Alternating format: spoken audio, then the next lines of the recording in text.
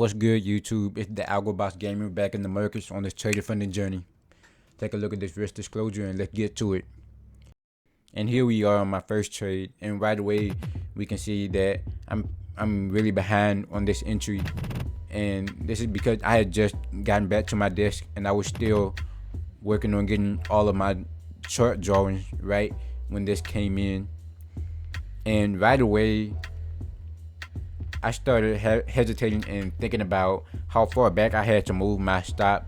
So after a while, I just decided to turn this into a scratch trade because I didn't like how I entered, and I realized that it would be better to wait for a better opportunity.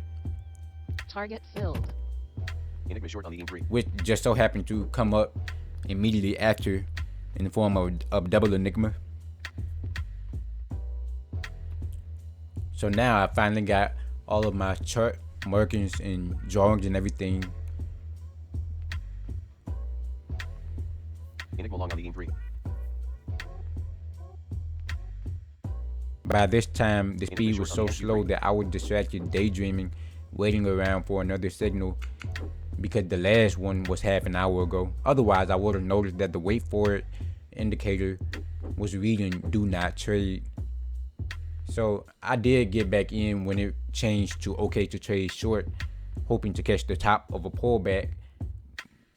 But overall, this was just terrible execution here. Exit.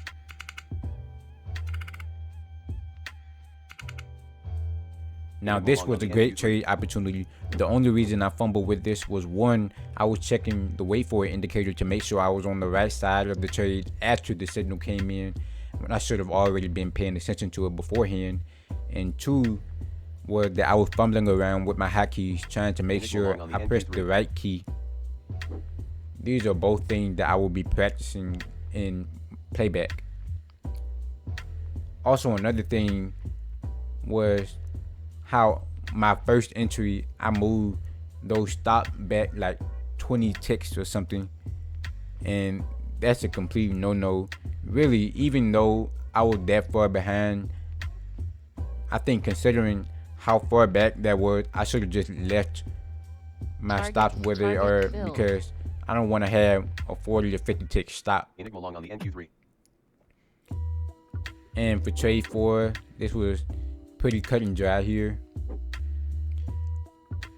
The wait for is reading wait for alone, and that's pretty good. Turned into a double Enigma, and I would have added here to make this an 8 contract trade, except for that short Enigma coming in. And usually I will want to close out for a scratch trade with back-to-back Enigmas, but I reasoned with myself and decided to go for it because the wait for it indicator was already on my side, so I had that edge, and I was just banking on this being my last trade, and my entry wasn't terrible.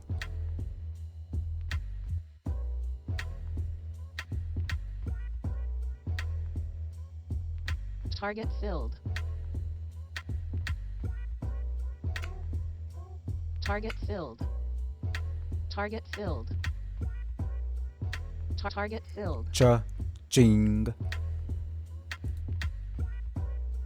Catch you all tomorrow.